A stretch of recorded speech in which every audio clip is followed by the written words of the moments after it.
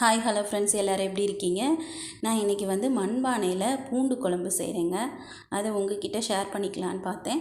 இன்றைக்கி நான் மண்பானையில் 2 டேபிள் ஸ்பூன் 2லேருந்து 3 டேபிள் ஸ்பூன் நல்லெண்ணெய் ஊற்றி நல்லா அதை காஞ்சோடனே கடுகு, உளுந்தம்பருப்பு, வெந்தயம், கருவேப்பிலை, அப்புறம் நான் பூண்டு குழம்புக்கு தேவையான வெங்காயம் உரித்து வச்சுருக்கேன். சின்ன வெங்காயம் எடுத்துக்கோங்க. எப்போவுமே பூண்டு குழம்பு, புளிக்குழம்பு, மீன் குழம்பு இந்த மாதிரி குழம்புக்கு வெந்தயம், சின்ன வெங்காயம் இதுதான் நல்ல டேஸ்ட்டு கொடுக்கும்.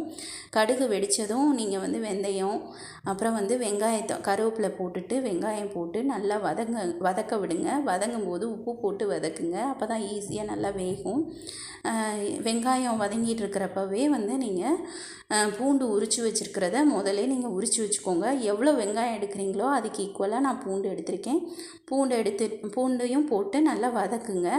வதங்கிட்டு இருக்கிறப்பவே தக்காளி இதுக்கு 2 to 3 தக்காளி எடுத்துக்கலாம். மீடியம் சைஸ்னால் நீங்கள் 3 தக்காளி எடுத்துக்கலாம்.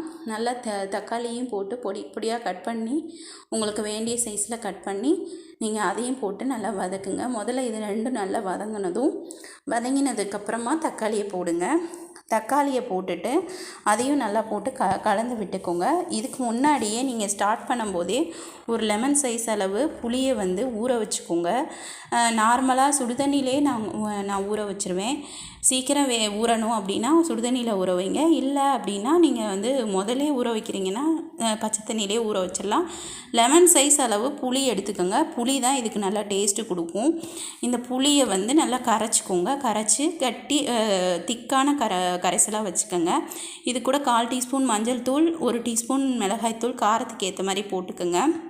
இப்போ நல்லா புளியை கரைச்ச தண்ணியை எடுத்து அதில் ஊற்றிடுங்க. நல்லா கலந்து விட்டுருங்க. இப்போ அந்த தண்ணியெல்லாம் வற்றணும். வத்துற வரைக்கும் வெயிட் பண்ணி அது மீடியம் ஃப்ளேம்லேயே வச்சு நல்லா மீடியம்க்கும் லோ ஃப்ளேமுக்கும் நடுவில் வச்சுக்கோங்க. கொஞ்சமாக நாட்டு சக்கரை போட்டுக்கோங்க. அது ஏன் போடுறோன்னா இது காரத்தையும் புளிப்பையும் கண்ட்ரோல் பண்ணுறதுக்காக டேஸ்ட்டாகவும் இருக்கும். உப்பு செக் பண்ணிவிட்டு கடைசியாக இது நல்லா வற்றி வரும். வற்றி வரப்போ எண்ணெய் பிரிஞ்சு வர்ற ஸ்டேஜில் நீங்கள் பெருங்காயத்தூள் போட்டுட்டு அடுப்பை ஆஃப் பண்ணிவிட்டு கொத்தமல்லி தழை போட்டு நீங்கள் சர்வ் பண்ணலாம். சூப்பராக இருக்கும். இந்த மெத்தடில் செஞ்சு பாருங்கள். சிம்பிளானது தான், ஆனால் அவ்வளோ சூப்பராக இருக்கும். செஞ்சு சாப்பிட்டு எப்படி இருக்குன்னு சொல்லுங்கள். மறக்காமல் என்னோடய சேனலை சப்ஸ்கிரைப் பண்ணிக்கோங்க. அப்போ தான் நான் போடுற வீடியோ உங்களுக்கு உடனே கிடைக்கும். இது நல்லா ஒரு பேஸ்ட் மாதிரி இருக்கும்.